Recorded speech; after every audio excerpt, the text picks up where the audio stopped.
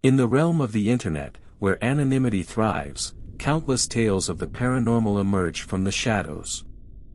Welcome, fellow seekers of the supernatural, to a journey into the depths of Reddit's haunted tales.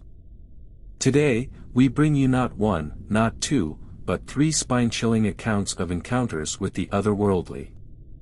These real stories, shared by brave souls, will send shivers down your spine and make you question the very fabric of our existence.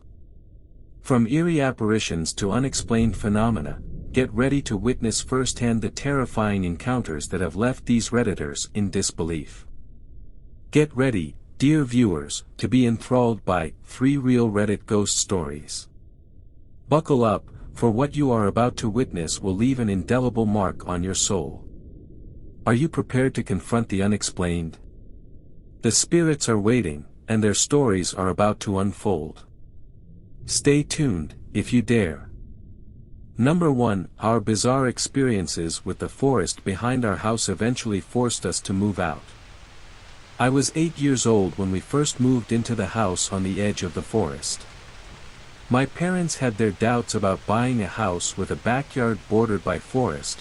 They had concerns about wild animals getting into our bins or hurting our dogs, and were worried one of us might go too far into the trees and get lost. But it was cheap. My dad liked the seclusion, my mom loved the house itself, and my siblings and I were excited about playing in the backyard and exploring the forest. Our first sign that something wasn't right was that our dogs were absolutely terrified of the forest. They never went into the forest for any reason. If a toy they'd been playing with found its way past the tree line, they would refuse to retrieve it, and when one of us went in they would pace anxiously until we returned. On occasion we'd notice the dogs staring at a spot in the forest in obvious distress, sometimes growling or barking, but we could never see anything there.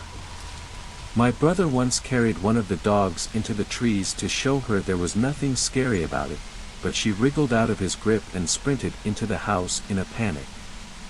If we were in the backyard when it was getting dark, we sometimes heard noises like someone was walking through the forest, sticks crunching underfoot, branches being pushed aside.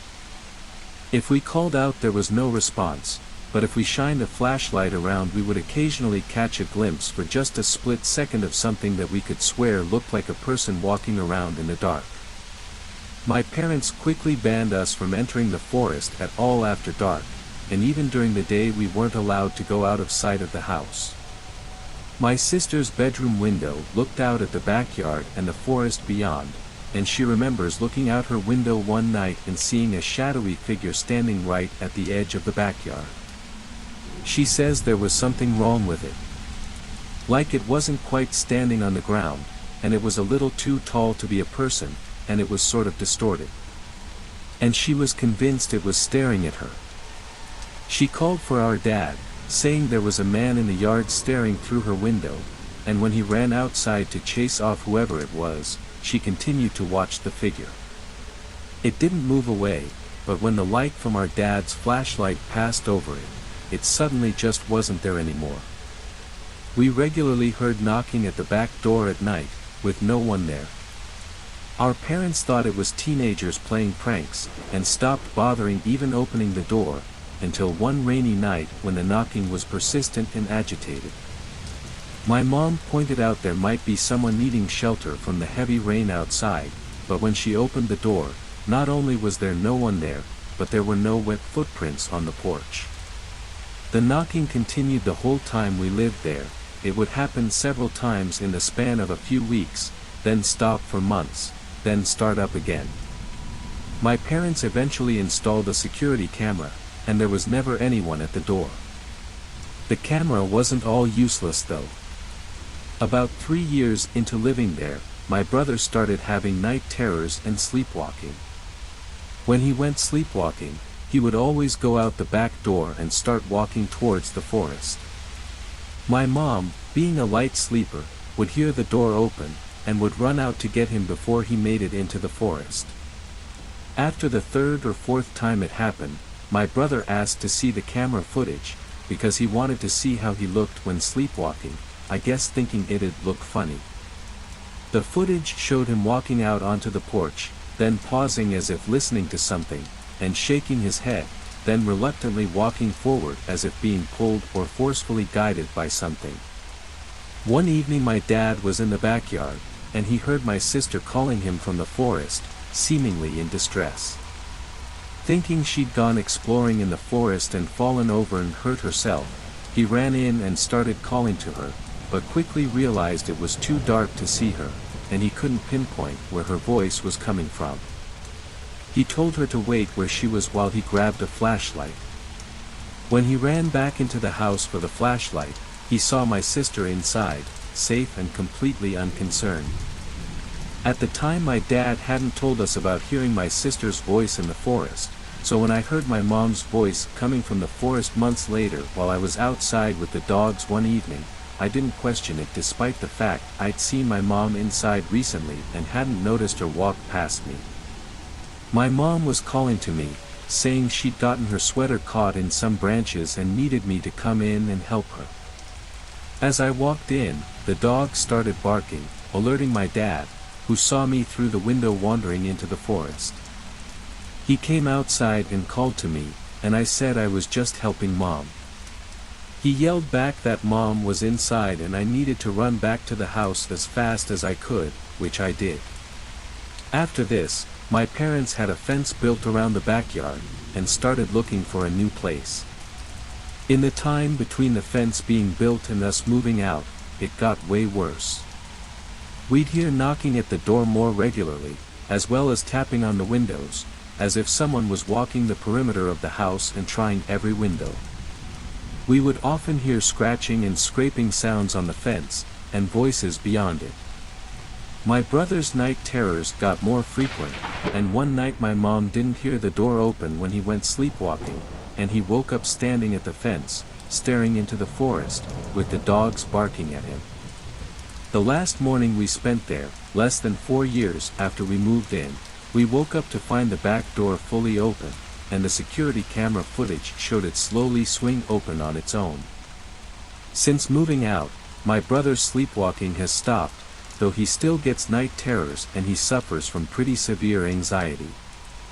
A few nights ago, he called me out of the blue, and after a bit of small talk he asked me if I think the door being opened that final night means whatever was out there finally got in. He was trying to make light of it, saying he was getting into the spirit of Halloween, joking about how maybe we should all get exorcised just in case something latched onto us all those years ago. But I think he's deeply bothered by everything that happened. I know I still am a little, I still get nervous around dark wooded areas. I don't know what I think was out there, in the forest behind our house at night. But I get the feeling that, given the chance, it would have swallowed us whole. Number 2. I saw something on my way home from work that scared me half to death. I've posted in here before, and if this story is allowed because it's not a ghostly experience or haunted house, but I have zero explanation for the event. Before I tell you my story, I'm gonna give you some context about my drive home from work, the state I live in and such. This happened about 10 minutes after I left work today, July 4th, 2020. I live in Northeast Ohio, and I got a new job about 2 months ago as a process technician at a dairy plant. It pays very good money, considering it's a 35 mile drive one way. After about 20 or 25 miles, I drive through a wooded area. Nothing uncommon for me, as where I live in NE Ohio, forests are common, and I pretty much lived in the one behind my grandma's house growing up. I work 4 p.m. to 4 a.m., and the drive home sucks. Whether it's being tired, hungry, or the fog almost every night, I go the same way every day and night. I was driving my way home. I just left the residential area of my workplace and was going through the forested area. As I said, there's almost fog every night, so I'm on high alert for deer, raccoons and such critters. It's just like every other drive home so far.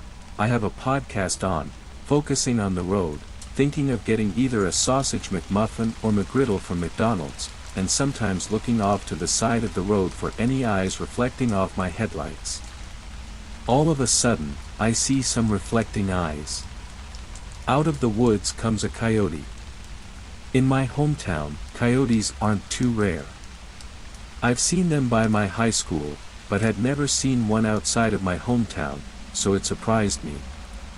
I start slowing down as it crosses the road, until it turns to my car and sits in the road. It sat about 10 feet from my car. There had been no cars I had seen since leaving the residential area, so I was going to go around it, but I thought this was too odd of a thing to happen to just drive away from it. I expected it to just get up and walk away at any given second. This is where I began to get very scared. I honked my horn, and after about 2 or 3 seconds, it smiles at me. I have my lights on, so I can see it perfectly. This coyote had human-shaped teeth. My heart dropped and every hair on my body raised, just as it is now recalling this incident. It lasted about 1 second, before sitting up and running into the woods.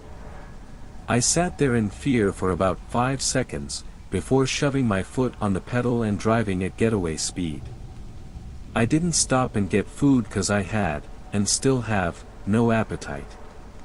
I thought the rest of the ride home what I saw, once doubting I saw it, but like I said, with my lights on and it as close to my car as it was, I saw it as clear as day. This coyote had human teeth, and there was no doubt about it. I'm very into the paranormal, and that includes cryptids. Is it possible I ran into a skinwalker or some genetically mutated coyote? I am Native American if that counts for anything.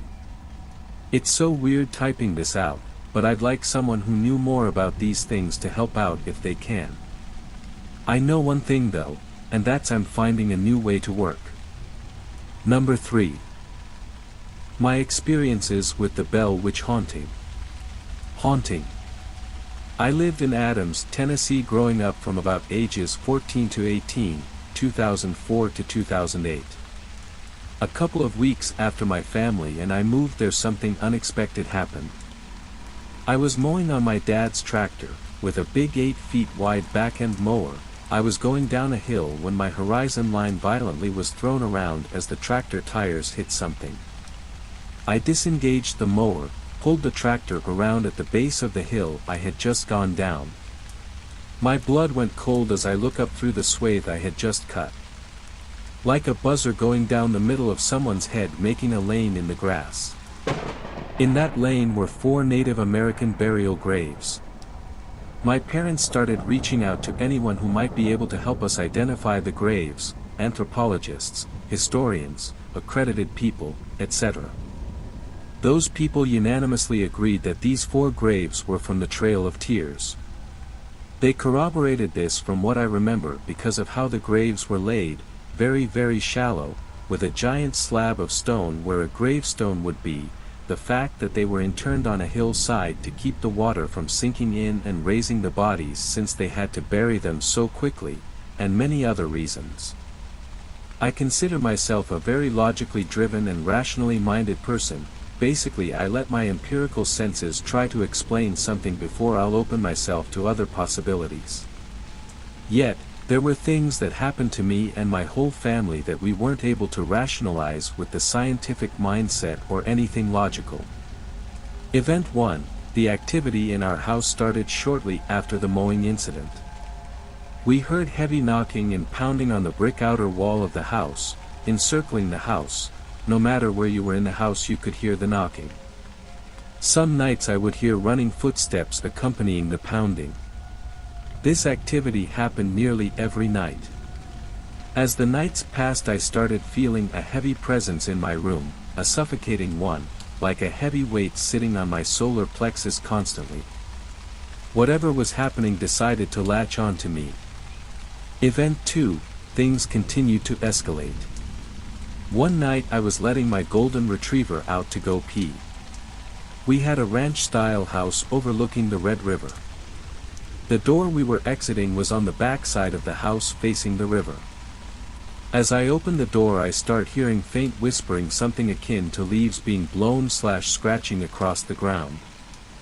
I looked up at the trees to see if the wind was blowing. Everything was perfectly still. It was fall in Tennessee, so tons of leaves on the ground. They were not moving either. The scratchy/blowing leaf noise continued, but as it continued it grew closer and louder. It sounded like a language of some sort, like how'd you imagine an incantation or something nefarious in the tone of the sound. I looked down at my golden retriever. All of the hair on her back was standing up and she was snarling like a rabid wolf, yet not barking, just kind of frozen in a fear response. I started getting extremely nauseous and could smell sulfur. I was completely frozen when my dog launches herself through the door's threshold and starts gnashing her teeth mid-air, snarling and chomping. The voices were now coming from directly in front of me. I could hear them as if someone was standing there a foot or two away.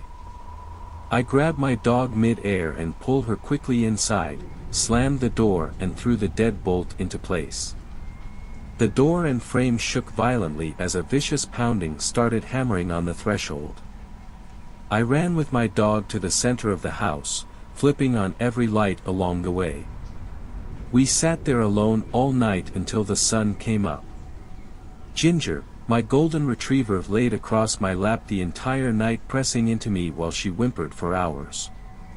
All I could do was pet her and try to calm her down, which was also helping me down-regulate. This was impossible though. The entire night until sunrise, the back door was thumping. Event 3, it happened when I was coming home from football practice. I had all my gear in a gym bag over my left shoulder. This is important, because of how I entered the house. As I closed the front door behind me, I began sitting down the gear bag from my left side, which caused me to look right. The room when you first walked in was our library, where we had a leather couch, chair, piano, bookshelves, and a wooden rocking chair. There was something sitting in the rocking chair. My peripheral vision caught it first, the chair going back and forth. As my vision centered on the chair, there was a humanoid-looking shape sitting there, head glancing downward at the book it was holding. Long black hair drawn down over its head and completely void of light. To picture what I saw, imagine the silhouette of a person, but rather a void of light. The light coming in around the edges of it seemed to be eaten up by the present/void, as the light spilled over the contour edges of the humanoid shape, like how black holes are visualized, almost exactly. It felt like I had jumped off a bridge into ice-cold water. I blasted myself backwards against the door screaming and fell down. As I was falling I saw the void blur suddenly as it shot across the walls of the house and out through a huge bay window overlooking the river. My golden retriever was in the next room and she sprinted to chase the shadow across the walls, barking and clawing at the walls. After it left through the window, my dog came to me and laid on my lap until my parents got home. Event 4, I was fishing with my cousin Jack on the river by our house. We were right on the bend of a river, so the moon would be shining on both sides of the river, racing out at two lines like a 90-degree angle from the house, super beautiful when you weren't on edge. The reason I bring this up, there was a lot of light on the river that evening. Jack was about 10 or so at the time. He reaches up and taps me, "Does that lady need help?" I looked to where he was pointing and there was a pale woman dressed in white clothes going back and forth picking up stones just to the left of us across the river. I had seen her many times before around the property, and whenever I would get close she would disappear behind a tree or something similar would happen. Knowing this, I told Jack as calmly as I could that it was time for dinner and he needed to go up to my mom immediately, in an attempt to not scare him. When I walked him up and made sure he was on his way, I looked back over and she was gone, but I could hear a splashing in the water below. Event 5, myself, my dad, his friends, and some other family members were staked out along the river bend on the gravel bar beneath the rise to our house. Nothing out of the ordinary at first, it was July 4th and we were having an actual good time for a change. We were all spread out about 15 yards from each other. Each man had a low-end gas Coleman lantern. As the sun was setting, my dad looks over at me like something was bugging him. He told me later he felt like someone had just thrown a bucket of ice water over him before it began. The sun had just gone down when this happened. In unison, all the lanterns were cranked up full blast, then just as quickly became barely a flame, then the fires roared to life again, down to barely a flame, roared to life, then they went completely out. Right as the flames went out, we heard the most god-forsaken scream by some woman across the river. Whatever it was kept on screaming despite our best attempts to call out to help. As her scream reached a crescendo, it sounded like what I could only imagine a person's throat being cut interrupted her scream. The sound of a dead weight fall of a human body tumbled down the hillside across from us and splashed violently into the water. At this point all the guys had their flashlights out. That's when something started swimming and splashing around in the water on both sides of the river bend. The splashing receded towards the opposite gravel bar, and whatever it was got out and started pacing back and forth across the rocks there. We were pointing all of our flashlights to where the sound was coming from, but we couldn't identify where it was originating. It's safe to say we were running up the hill at this point. We all got inside the house, locked the doors, then gathered in the central living room. Nobody wanted to leave for fear of what was outside. We all stayed up that night because the wall pounding was more violent than it had ever been. Bam! Bam! Bam! All night, like the ticking of some demonic clock. I didn't sleep for 2 days after this event. Event 6, Lost Time. I was walking through the woods near the Bell Witch Cave. One moment it was completely sunny and blue skies about mid-afternoon.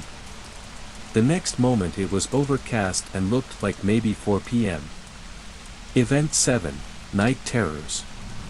Torture dreams, being held down and brutally drawn and quartered, dreams of walking through the house and the void, person placing their hand on my chest and pushing through my solar plexus, body violently shaking in the dream like having a seizure. Event 8, visited the Bell House/plantation marker in a tobacco field adjacent to my family's property. Brought friends to try and prove that something crazy was happening to my family. The rite of passage in the area is to go to the stone marker where the paranormal events happened hundreds of years ago, then dance on the stone saying, "I don't believe in the Bell Witch." I got them to promise that they wouldn't do that while we went. Of course, the moment we get there, one guy who doubted the legends in a massive way, jumps up onto the stone marker and starts screaming, "I don't believe in the Bell Witch," as loud as he could. I get so upset at him. I'm the only one that knows the way back, so I said, "Come on guys, we're leaving." In this area it's known as the Tennessee River Valley. So there's tons of flowing water etc. around these tobacco fields. The reason this is important is because of what happened next. We're making good time walking back across this crop field, hundreds of yards long.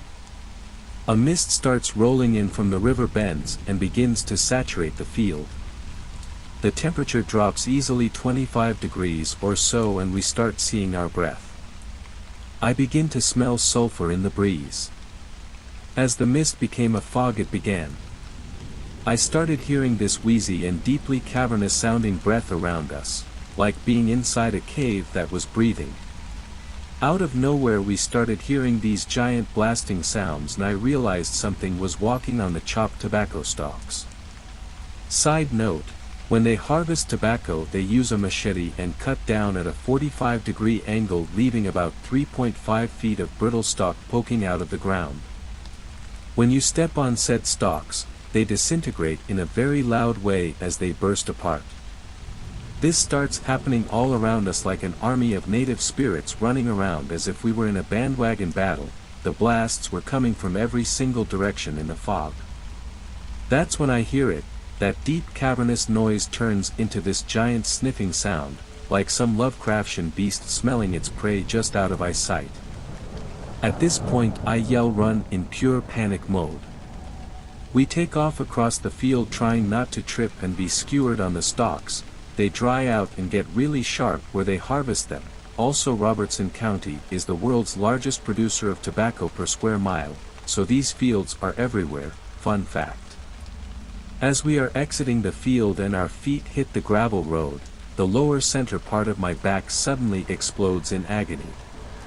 I look down and there's a massive rock laying at my feet and I realized that I had just been assaulted. By the time I got to my house and examined my back in a mirror, the bruise was about the size of a basketball and was already turning black. Event 8. Woke up outside about 3 in the morning. I was laying next to the 4 graves on the property. The night was awfully cold but I woke up soaked in sweat. We lived there for so long that I have many events to share, process, and willing to have discussions about my time there with you all. It is really hard for me to talk about this stuff without re-traumatizing myself, but my friends and family are encouraging me to share my experiences with like-minded people so I can try to find peace surrounding my trauma.